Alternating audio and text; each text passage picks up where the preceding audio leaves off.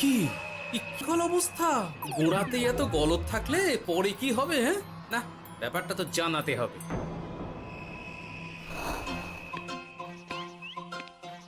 এই তো মহারাজের প্রিয় গোপালও চলে এসেছে। তাহলে এবার সভা শুরু করা যাক মহারাজ। সে আপনি যাই বলুন না কেন মন্ত্রী মশাই, আজ আমার আপনার সাথে ঝগড়া করার কোনো ইচ্ছেই নেই। কেন গোপাল, কি হয়েছে তোমার? কি আর বলি মহারাজ, কৃষ্ণনগরের ভবিষ্যৎ দেখে আমি তো ভাষাই হারিয়ে ফেলেছি। বলো কি, কৃষ্ণনগরের ভবিষ্যৎ? তা শুনি শুনি, খুব ভালো কিছু নিশ্চয়ই। এতে আর শোনার কি আছে মহারাজ, অবশ্যই ভালো হবে। সে কথা তো আমি একবারও বলিনি মন্ত্রী মশাই। আহা গোপাল, ভনিতা না করে বলি ফেলো না দেখি, কি এমন দেখেছো কৃষ্ণনগরের ভবিষ্যৎ? তাহলে শুনুন, কৃষ্ণনগরের ভবিষ্যৎ ঘোর অন্ধকারে, মোটেই ভালো নয়। হ্যাঁ, বলো কি? কৃষ্ণনগরের ভবিষ্যৎ বলতে আমি ছোট ছোট ছেলে মেয়েদের কথাই বলছি। ওরাই তো আমাদের কৃষ্ণনগরের ভবিষ্যৎ। ঠিক কথা, কিন্তু তার সাথে অন্ধকারের কি সম্পর্ক? সম্পর্ক আছে মহারাজ। আজ সকালে রাজসভায় আসার পথে দেখি পাঠশালায় বাচ্চাদের পড়াশোনা বাদে সবই হচ্ছে। তা এরকম চলতে থাকলে কি করে রাজ্যের ভালো হবে বলুন দেখি? না হওয়ারই বা কি আছে শুনি? পড়াশোনার সাথে রাজ্যের ভালো খারাপের কি আছে? সত্যি মন্ত্রী হয়েও যে আপনি এসব কথা বলেন, ভাবলেও অবাক লাগে। গোপাল, মুখ সামলে কথা বলো। আপনিও তাহলে আগে বুঝুন, তারপর কথা বলুন। আবার শুরু হয়ে গেলে তোমরা। ক্ষমা করবেন মহারাজ, কিন্তু আমি তো কিছু শুরু করিনি। মন্ত্রী মশাই তো না বুঝে কথা বলছেন। আপনি বলুন মহারাজ, বাচ্চারাই তো সমাজের ভবিষ্যৎ। হ্যাঁ, ওরা এখন যা শিখবে সেটাই তো পরে কাজে লাগাবে।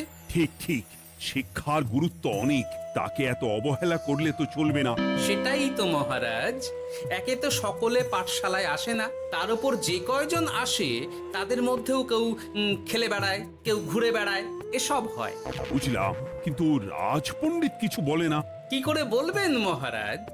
উনি তো নিজেই ঘুমে ঢুলতে থাকেন। কি? আমি কালই রাজপণ্ডিতের সাথে এই ব্যাপারে কথা বলবো। কিন্তু শুধু রাজপণ্ডিতের সাথে কথা বললেই হবে না মহারাজ, তার সাথে এমন কিছু করতে হবে যাতে ছেলেপুলেরা রোজ পাঠশালায় খুশি মনে এসে পড়াশোনা করে। তার জন্য কি করা যায় বলো তো? আর তোমার কাছে কি কোনো উপায় আছে? থাকলে তো আগেই বলে দিত, এত সময় ধরে অভিযোগ করে যেত নাকি? আচ্ছা, আপনার কাছে কি কোনো উপায় আছে মন্ত্রী মশাই? মানে এখন নেই, ভাবতে হবে। তাহলে একটু চুপ করে থাকুন। ছাড়ো না গোপাল, তুমি বলো। আমি বলছিলাম, ওই বাচ্চাদের পাঠশালার প্রতি আগ্রহ আনার জন্য যদি একবেলা ভাত, ডাল, দুধ, ডিম ইত্যাদি খাওয়ানো যায়, তাহলে সেটা কার্যকর হবে বলে মনে হয়। অসম্ভব, রাজ্যের কত খরচ বেড়ে যাবে জানো? তুমি থামো তো মন্ত্রী, সব সময় খালি উল্টো কথা বলা। আমি একদম একমত গোপালের সাথে। কৃষ্ণনগরের উন্নতির জন্য আমি সব করতে রাজি।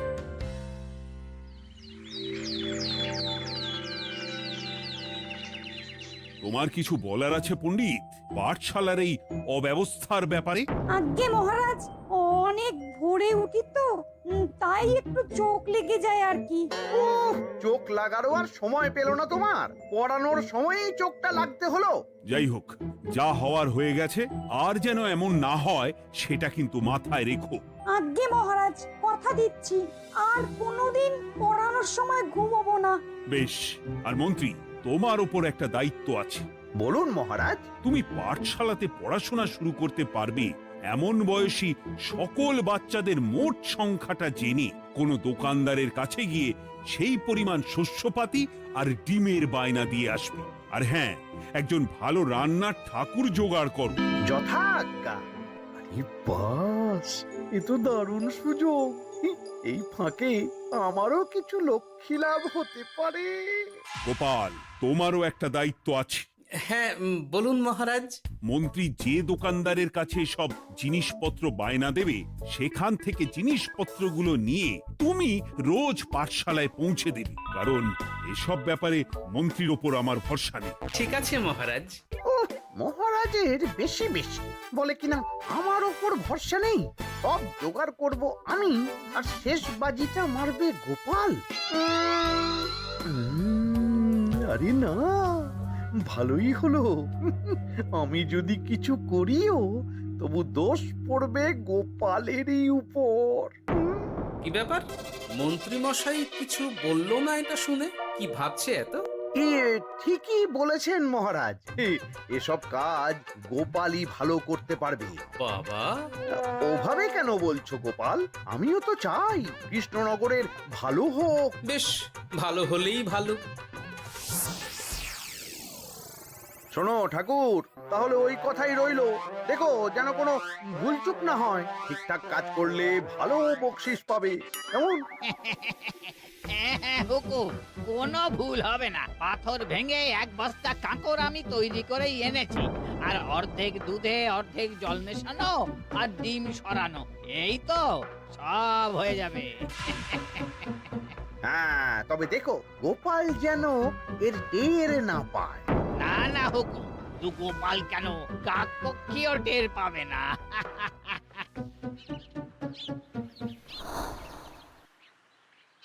যাক বাবা, এবার শুধু জিনিসের দামটা মহারাজকে বাড়িয়ে বললেই কাজ হাসিল।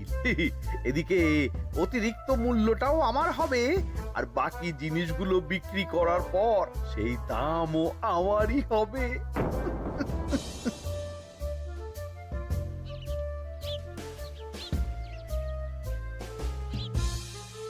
ওরে, কোথায় যাচ্ছিস সব তোরা?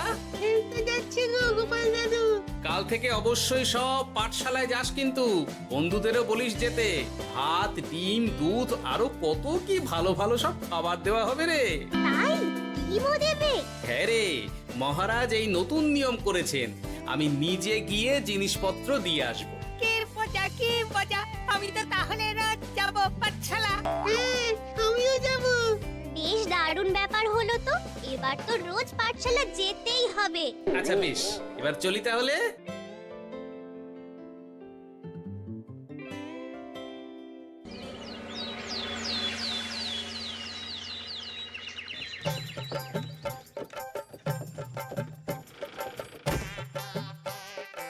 এই নাও গো ঠাকুর, সব জিনিস নিয়ে চলে এসেছি।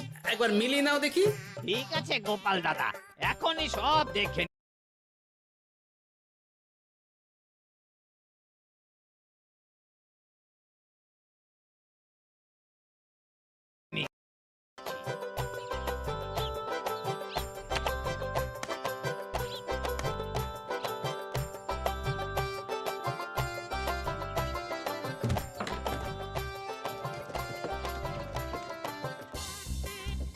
যাক বাবা, গোপাল দাদা গেছে।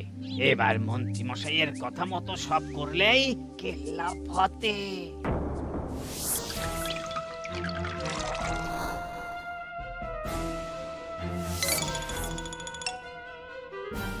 কই গো ঠাকুর?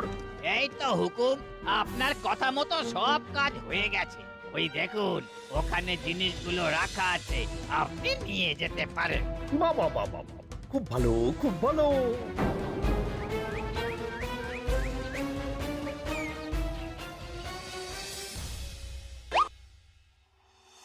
ও কি, অর্ধেক ডিম দিলে যে, বাকিটা কোথায়? কিসের বাকি? ডিমটা অমনি দেখতে। বললেই হলো, ডিম কখনো অর্ধেক হয়? বাকিটা কোথায় বলো, নইলে কিন্তু। আরে বাবা, তুমি ডিম খেতে খুব ভালোবাসো বুঝি? হ্যাঁ তো। তাহলে এটা জানো না যে অর্ধেক ডিমের দ্বিগুণ শক্তি হয়? সত্যি? হ্যাঁ, তা নয় তো কি মিথ্যে? ওই জন্যই তো আমি তোমাদের সকলকে অর্ধেক ডিম দিই। আরে বাস, এটা তো আমরা কেউই জানতাম না। ঠিক আছে, আমি আমার সকল বন্ধুকে এটা জানাবো। যাক বাবা, বিশ্বাস করলো তবে, নইলে আর একটু হলেই ধরা পড়ে যেতাম।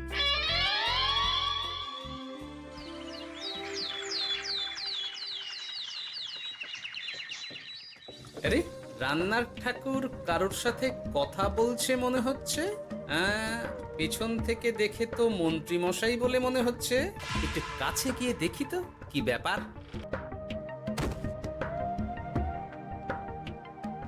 আরে গোপাল দাদা যে, তোমার কথাই ভাবছিলাম আর দেখো তুমি চলে এলে।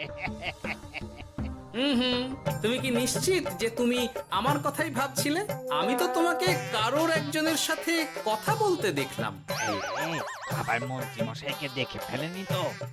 কথাটা বেফাঁস হয়ে যাওয়ার আগেই আমাকে কথা ঘোরাতে হবে। কি গো বলো, এত কি ভাবছো? হ্যাঁ, ইয়ে, না না, এতে ভাবার আর কি আছে? কেউ না কারোর সাথে কথা বলিনি। আমি তো একাই ছিলাম। তুমি বোধহয় ভুল দেখেছো। হ্যাঁ, ভুলই হবে। কি ব্যাপার, ঠাকুর এভাবে বলছে কেন? তাহলে কি সত্যি ভুল দেখলাম নাকি অন্য কোনো ব্যাপার আছে? না, পরে দেখতে হচ্ছে। ঠিক আছে, এই আমি যাই গো। হ্যাঁ, অনেক কাজ আছে। হুম, না না না, ঠাকুর যতই বলুক না কেন, কেউ ছিল না সেখানে, তবু মনটা কেমন যেন খটকা লাগছে। যাই হোক, মনে হওয়া নিয়ে তো আর কিছু করা যাবে না। এখন যাই কাজে। তা মন্ত্রী, পাঠশালায় রোজ ভালো মানের আনাজপাতি যাচ্ছে তো? আগে হ্যাঁ মহারাজ, আমি তো ভালো মানেরই সব চাল ডালের বায়না দিয়েছি। কথা মতো তো সেগুলোই পাঠানোর কথা। তবে বাকিটা গোপাল জানে। মানে গোপাল জানে মানে ঠিক কি বলতে চাইছেন আপনি মন্ত্রী মশাই? না মানে জিনিসগুলো সব নিয়ে তো তুমিই যাও, তাই আর কি। সেটাও করতে হচ্ছে, কারণ মহারাজ আপনার উপর ভরসা করতে পারেন না। গোপাল, ঠিক আছে, আমি বুঝতে পেরেছি। মন্ত্রী, সপ্তাহে সপ্তাহে জিনিসের দাম মিটিয়ে দিচ্ছ তো? হ্যাঁ, আগের সপ্তাহের দাম মিটিয়ে দিয়েছি, কিন্তু পরেরটা বাকি। আর মহারাজ, বলছিলাম কি, পরের মাস থেকে জিনিসের দাম একটু বাড়তে পারে। কি হলো? মন্ত্রী মশাইয়ের এই ব্যাপারটা কেমন যেন লাগলো না, চোখে চোখে রাখতেই হবে।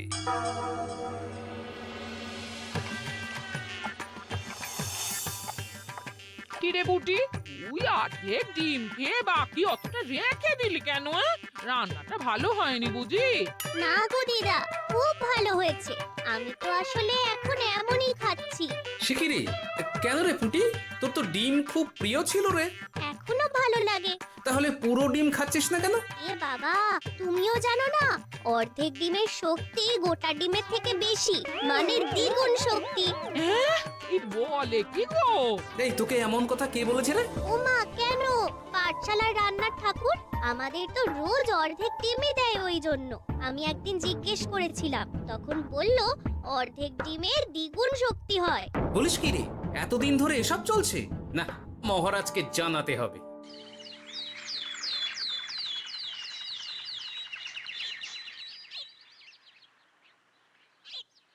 আরে গোপাল এত সকাল সকাল রাজবাড়ির দিকে যাচ্ছে কেন? গিয়ে আড়াল থেকে দেখি তো।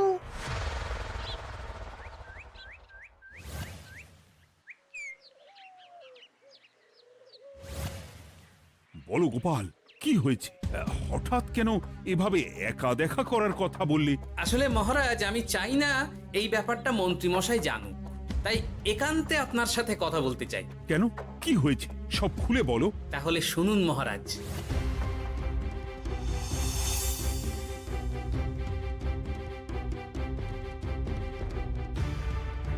কি সাংঘাতিক ব্যাপার! আমি এখনই ওই রান্নার ঠাকুরকে কারাগারে বন্দি করার আদেশ দিচ্ছি। না না মহারাজ, সেটা ভুলেও করতে যাবেন না। আমার এই পুরো ব্যাপারটাতেই সন্দেহ আছে। পুরো পরিকল্পনার পেছনে মনে হচ্ছে অন্য কেউ আছে মহারাজ। তুমি ঠিক কার কথা বলতে চাইছো? প্রমাণ ছাড়া তো আমি কারো নাম বলতে পারবো না মহারাজ। এই রে, গোপাল বোধহয় সবটা বুঝতে পেরেছে। এবার কি করে নিজেকে বাঁচাই? কি করি? পেয়েছি।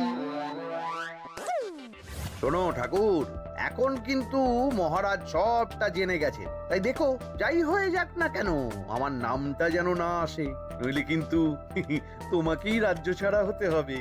না না হুকুম, দয়া করে এ কাজ করবেন না। আমি মরে গেলেও আপনার নাম নেব না। মাথায় থাকে যেন। বলো বলো, তুমি কেন এমন করেছো?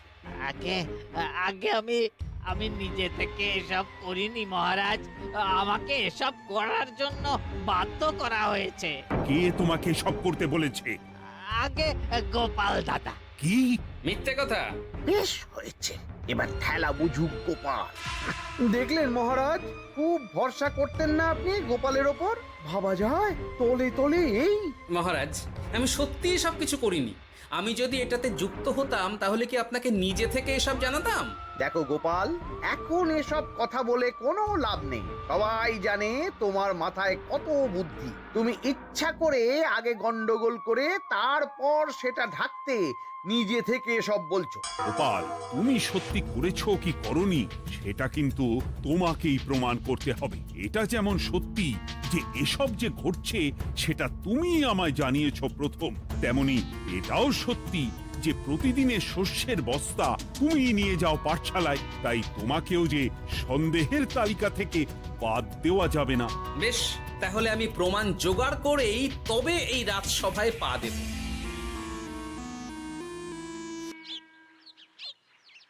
আজকের পরে আমি আরো নিশ্চিত যে এসবের পিছনে মন্ত্রীমশাই যুক্ত আছে।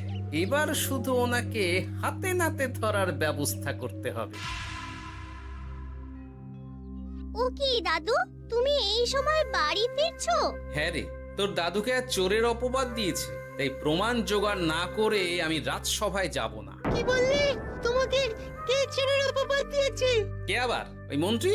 কিন্তু আমার সন্দেহ হচ্ছে যে আসল চোর ওই মন্ত্রী। বাস, তাহলে আর চিন্তা কি, আমরা আছি তো। মন্ত্রীর ওপর নজর রেখে তোমাকে সব খবর দিয়ে যাব। হ্যাঁ দাদু, আমারও অনেক রাগ হয়েছে। এতদিন মিথ্যে বলে আমাদের অর্ধেক ডিম খাইয়েছে। আমি এটা কিছুতেই মানতে পারছি না। এবার সত্যিটা সবার সামনে আসবেই।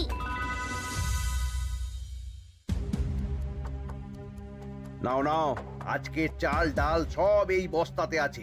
এই নিন আজকের মূল্য। দেখো, অর্থটা কিন্তু বড় কথা নয়। তোমার যে রোজ বিক্রি বাট্টা বেড়ে গেছে, আর তার জন্যই তোমার তো আমাকে মিষ্টি খাওয়ানো উচিত। একদম, আমি কালই আপনাকে মিষ্টি খাওয়াবো, একদম পাকা কথা। তাহলে আজ চলি, কাল দেখা হবে। দেখলি মন্ত্রী মশাই কি বদমাইশ। চল এখনই গিয়ে গোপাল দাদুকে সব বলি।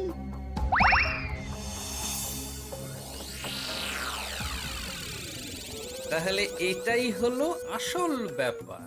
খাওয়াচ্ছি ওকে মিষ্টি। হ্যাঁ গোপাল দাদু, একেবারে আচ্ছা করে দাওয়াই দিও। আচ্ছা শোন, আমার মাথায় একটা বুদ্ধি এসেছে বুঝলি। কাল তোরা ওই পাশের গ্রামের দোকানদারকে কিছু একটা করে আটকে রাখবি, আর আমি সেই সুযোগে মন্ত্রীর সাথে দেখা করব। আচ্ছা, তুমি কোনো চিন্তা করো না। ঠিক আছে, তোরা এখন যা, আমিও একবার মহারাজের সাথে দেখা করে আসি।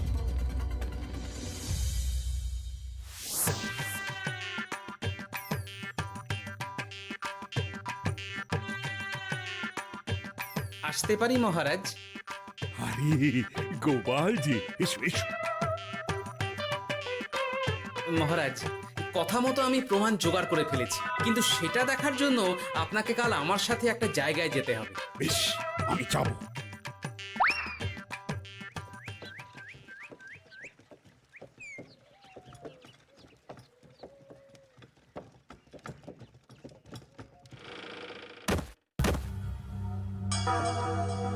এই কি, তুমি কে? আগে আমি মালিকের খুব বিশ্বস্ত কর্মচারী। আজ সকালে মালিক একটা অন্য কাজে ব্যস্ত হয়ে পড়েছে, তাই আমাকে পাঠালো। কিন্তু কথা মতো আপনার জন্য মিষ্টি পাঠিয়েছে। এই তাই নাকি? দাও দাও দাও দাও, শুনেছি তোমাদের গ্রামের মিষ্টিও নাকি খুব ভালো। হ্যাঁ, ওই আর কি। নিন।